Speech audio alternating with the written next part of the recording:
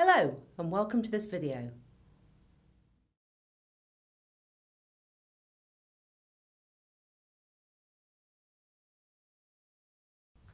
I'm delighted to be sharing with you through this video some of my top networking tips, tools and techniques, as well as sharing the one big mistake I've seen so many people make, and I'll be sharing with you exactly how to avoid it. My name is Deborah Labbate, and my company helps people go further faster. I've been working with business owners, busy executives and managers since 2006 in areas related to business operations and business development. I've built my own network and I've helped others to do the same. Some time ago, the New York Times ran a survey which asked what people were most frightened of, and death came third. Walking into a crowded room came first, and second was speaking in public. In fact, some people would rather be in the box than reading the eulogy. If you're already comfortable with those things, then what follows will be sure to enhance your networking capabilities. If you're less so, and perhaps a little like the people in the survey, then what follows in this video will certainly help you to build a solid foundation with some key tips, tools and techniques to help you. On the screen is a dictionary definition of what networking is. Essentially, the three main reasons for networking are to become better known, to become better equipped, and to become better connected.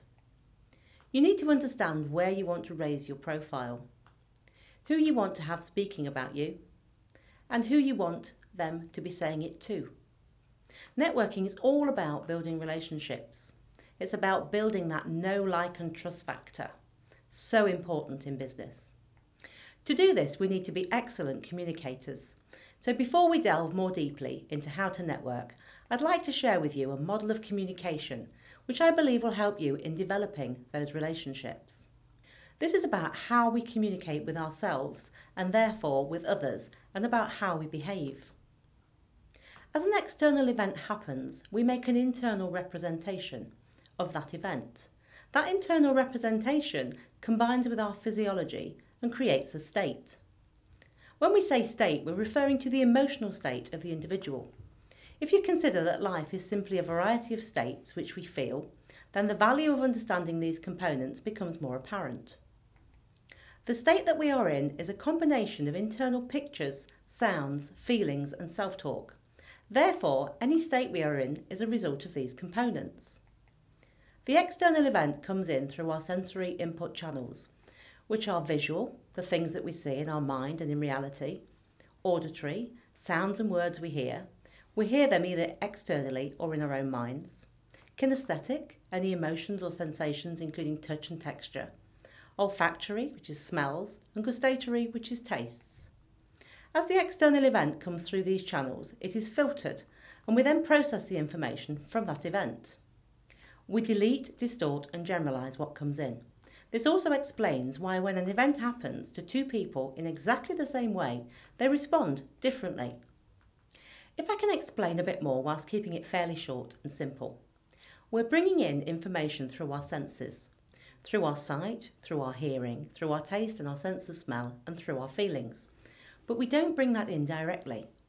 We are processing millions of bits of data at once, but we're only really capable of handling a proportion of this information. So we need to filter some of that data that comes at us in order to cut down the overwhelming amount of information coming through our five senses. Our nervous system takes care of this for us.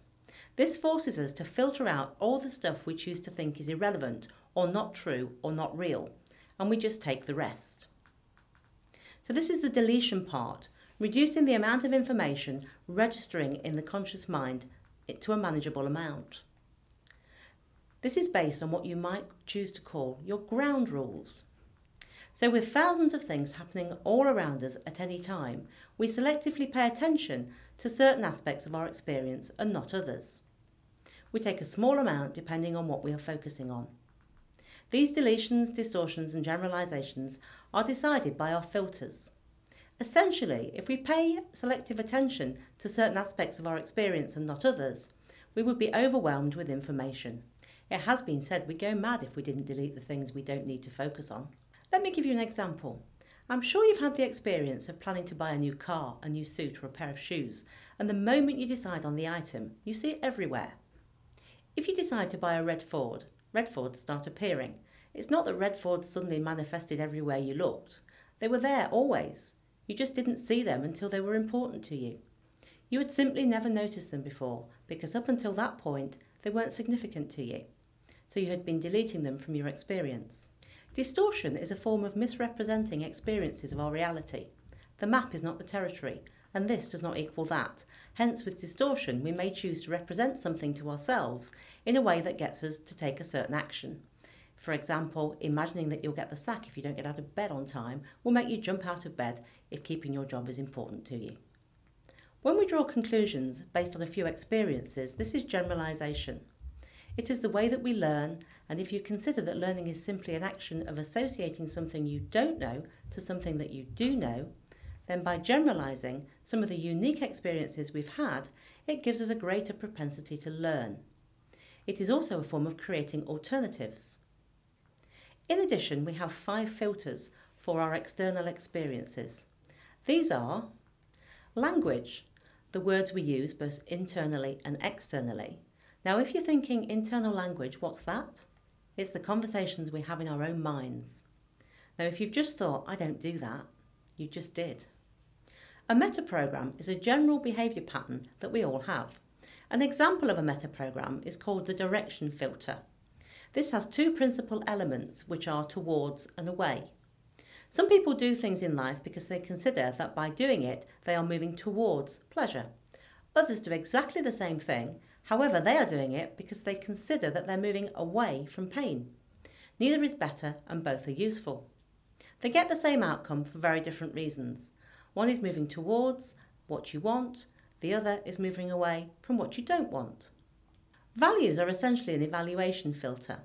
They are how we decide whether our actions are good, bad, right or wrong. They also help us to decide how we feel about our actions. Unlike metaprograms, values are in a hierarchy where the value at the top is the most important. Challenges in life are sometimes values conflicts. For example, the values of, say, variety and security when deciding where to go on holiday, or perhaps working long hours to provide for all you want for yourself or for your family, and balancing that with having time for yourself and your family. You will have examples of your own. This slide gives you an insight into where your values come from. Our values system represents what is uniquely important to us. Your values will guide your decisions in life and represent what you stand for. This applies to your personal life and also to your business. You may have a very different set of values for your business or your career, but you will have overlaps. Based on what we believe to be important, we filter things in or out. We've picked up our values as we've grown up, almost by accident, along with our beliefs. Some of them are useful, some of them are not so useful, and we use them to filter out what's going on in the world around us. Beliefs are generalizations about how the world is. They are the presuppositions that we have about the way the world is that either create or deny us personal power. In effect, they are our on or off switch for our ability to do anything in the world. It is important to understand our beliefs as they explain why we choose to do what we do. Memories. These are our representation to ourselves of how we've reacted in the past. They lead to beliefs and support our values. Some psychologists believe that our reactions in the present are actually reactions to collections of memories that are organised in a certain way from the past, and the present plays little part in our behaviour. Decisions relate to our memories and may create beliefs or affect our perceptions through time. Although we sometimes make these consciously, often it happens at an unconscious level. Therefore, we may not be aware of the cause. So, to recap, we filter through our senses what is going on in the outside world. We distort that based on what we already believe to be true and what we already hold to be true. And we delete that doesn't fit with our existing view, and we generalise, for example, the stereotypes we might use and the assumptions we make to navigate the world. This, of course, saves us a massive amount of time, but also creates an artificial world in our heads. So you have the event, and you delete, distort and generalise, then go through the next layer of filters. This brings about an internal representation, which in turn creates a state. This state affects your physiology and leads to your behaviour. Behaviour is the thing we do in the outside world with our families, with our colleagues and associates, and with the people we meet. Understanding this model of communication for ourselves is key and leads to an appreciation of others. This will help your confidence and how you present yourself. It will help you start relationships, build rapport, and grow those relationships. With so much to cover, I'd like next to look at what events and opportunities to network you should be focusing on.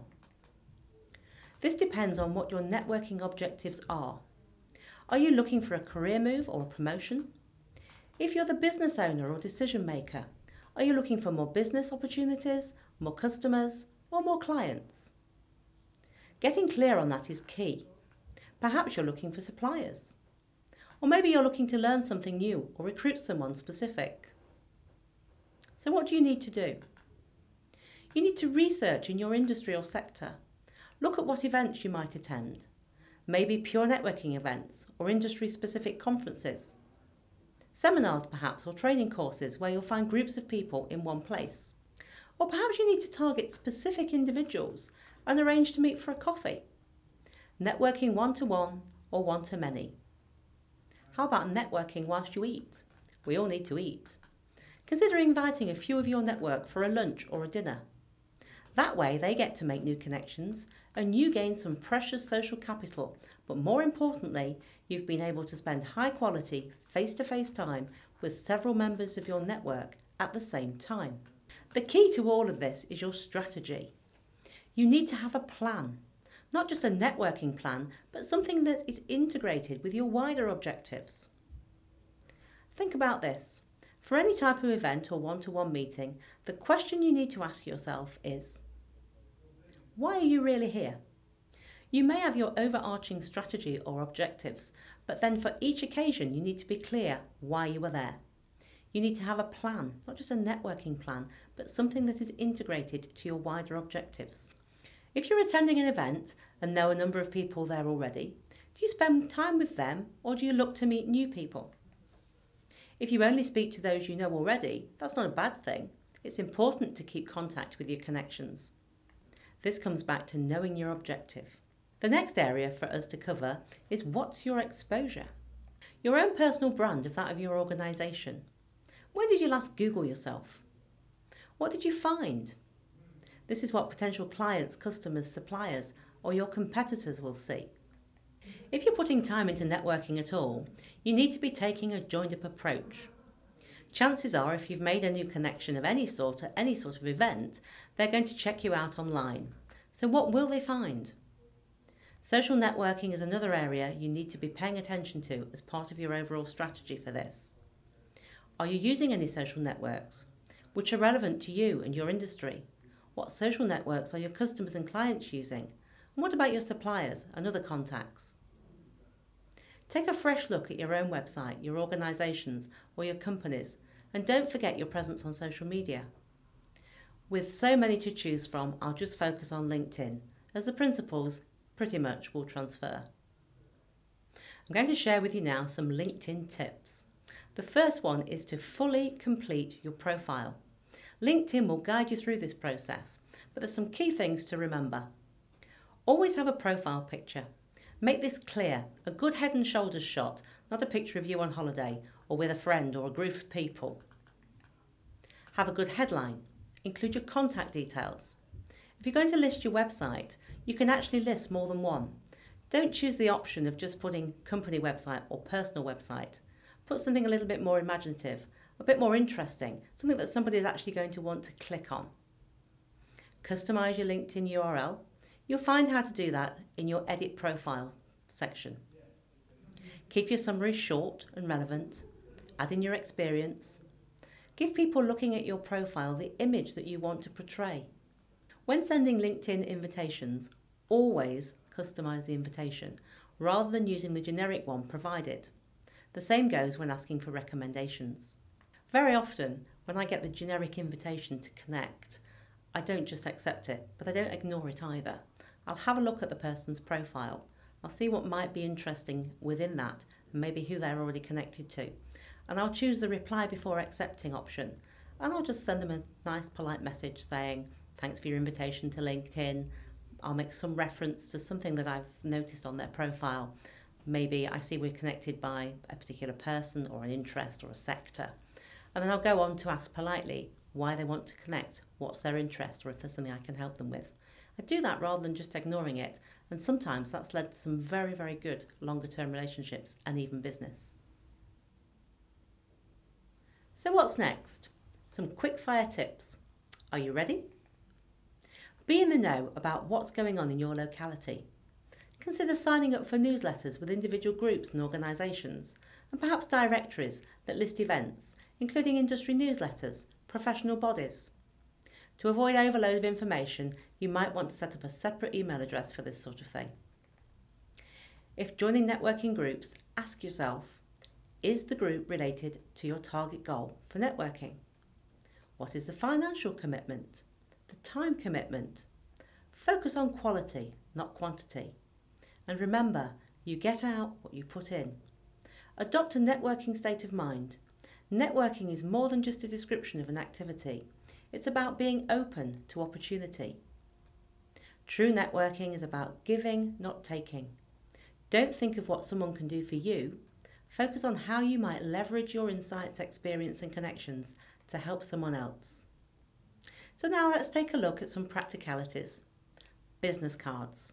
Always have some with you. You never know when you're going to meet somebody. Keep them in a handy case and protect them from getting tatty. There's nothing worse than being handed a tatty card. And have somewhere to keep the cards you collect until you can file them. Give some thought to your business card. It needs to reflect your brand.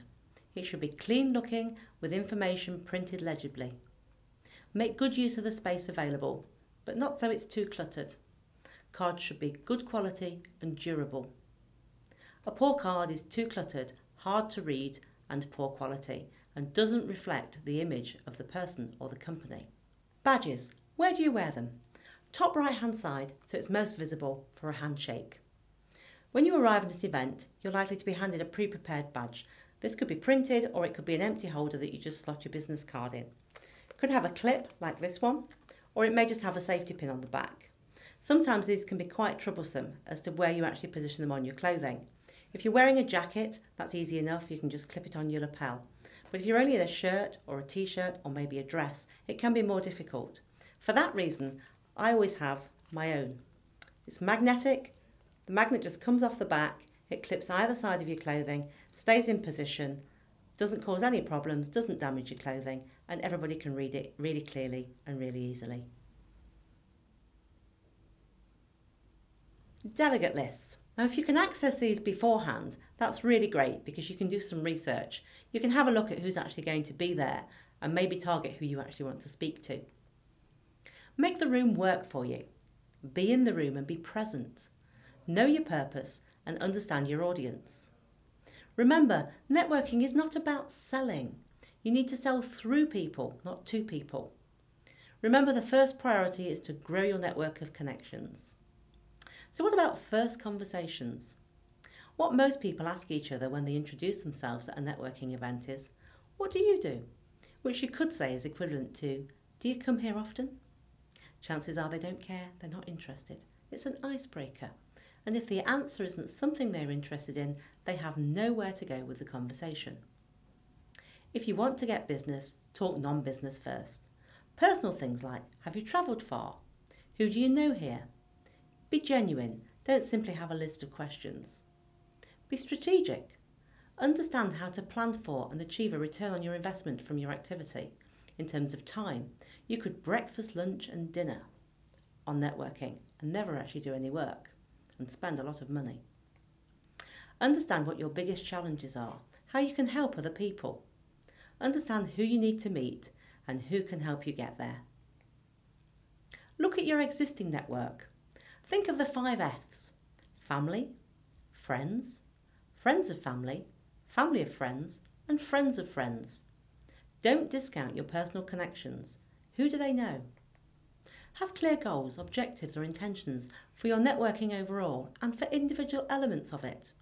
Take opportunities. Be open to those opportunities.